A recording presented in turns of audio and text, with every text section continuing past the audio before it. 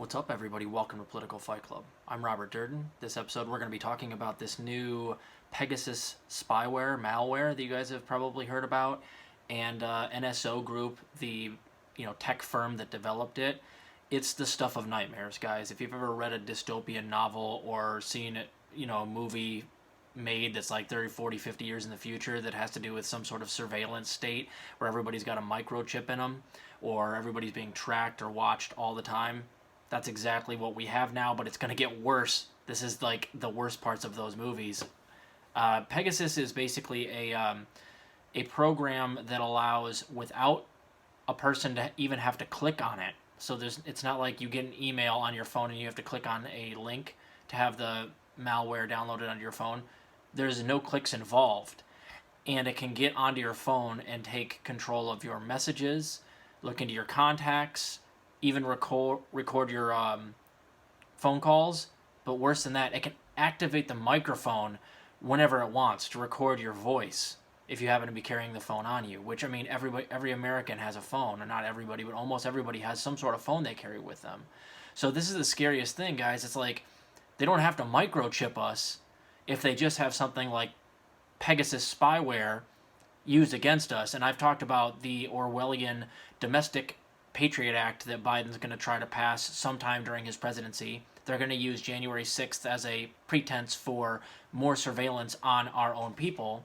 And this is exactly the type of weapon that I expect the United States to use against its own people if it already isn't.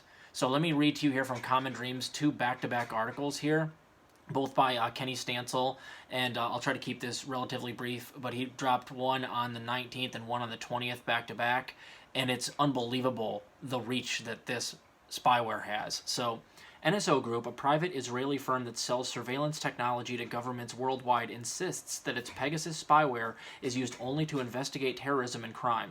Leaked data, however, reveals that the company's hacking tool has been used to facilitate human rights violations around the world on a massive scale.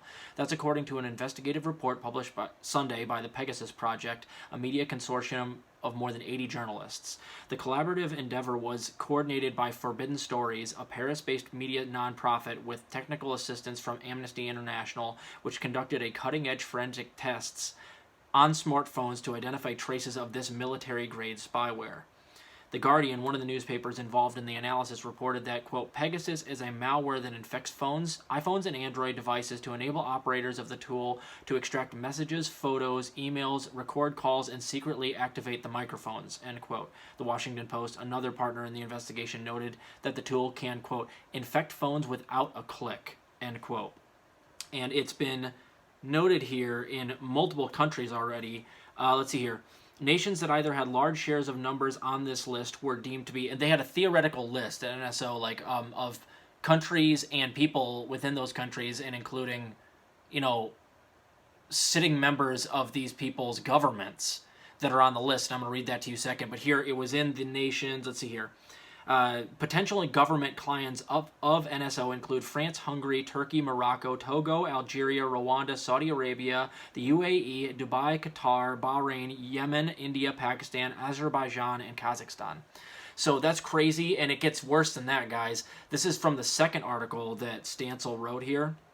The Washington Post on Tuesday revealed that 3 presidents, 10 prime ministers, and a king are among the more than 50,000 individuals whose phone numbers appear to be on a leaked list of potential targets of Pegasus, the military-grade spyware licensed by Israeli firm NSO Group, prompting human rights defenders to call for a global crackdown on the surveillance industry's invasive technologies. According to the Post, the phone numbers of hundreds of public officials, including 14 heads of state from the government, appeared on the list. It was not possible to confirm the world's leaders' smartphones had been infected with Pegasus, however, because none agreed to a forensic analysis of their iPhones and Android devices. The newspaper reported that the list included 3 sitting presidents: France's Emmanuel Macron, Iraq's Barham Saleh, and South Africa's Cyril Ramaphosa.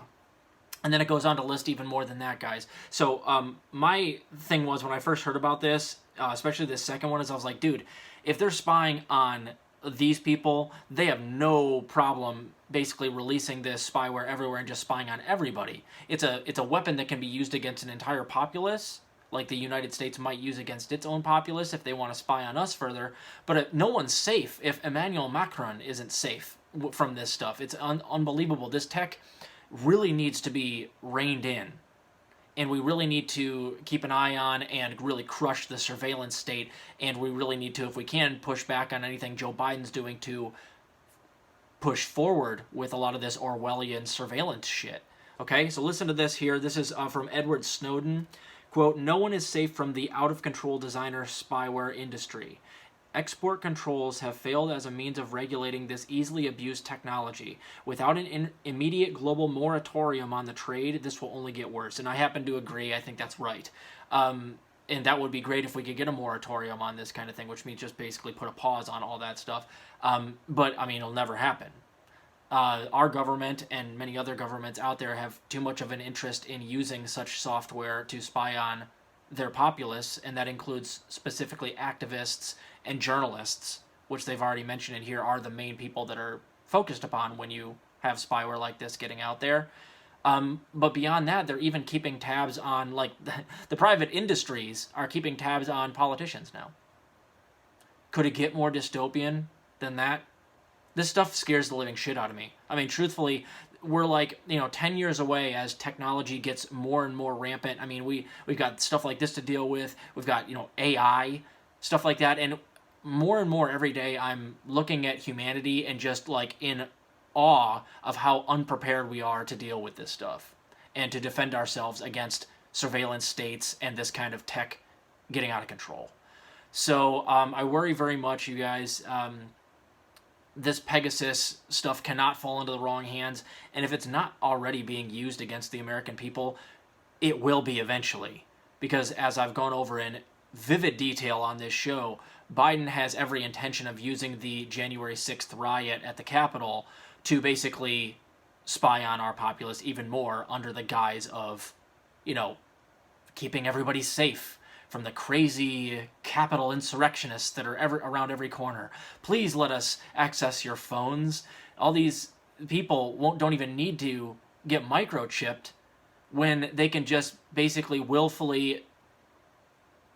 Everybody will take their microchip willfully if they just turn your phone, which everybody basically has, into some sort of homing device that can track all your data. And they can do that too, by the way. And I believe I even saw earlier in a different article that they can even track your whereabouts and look at your history of where your phone goes. It's out of this world, you guys. So this stuff is the type of thing that keeps me up at night. I highly recommend reading these two articles. And we got to keep an eye on this stuff because this is one of those things that gets out of control. It's, you open Pandora's box, you can't close it back up again. So there's a Greek reference for a Greek reference, Pegasus, Pandora's box. You get a little of everything I hear on Political Fight Club. So this is scary as hell, guys. I still think we need to keep fighting the good fight out there and keep an eye on this stuff. I'll talk to you later.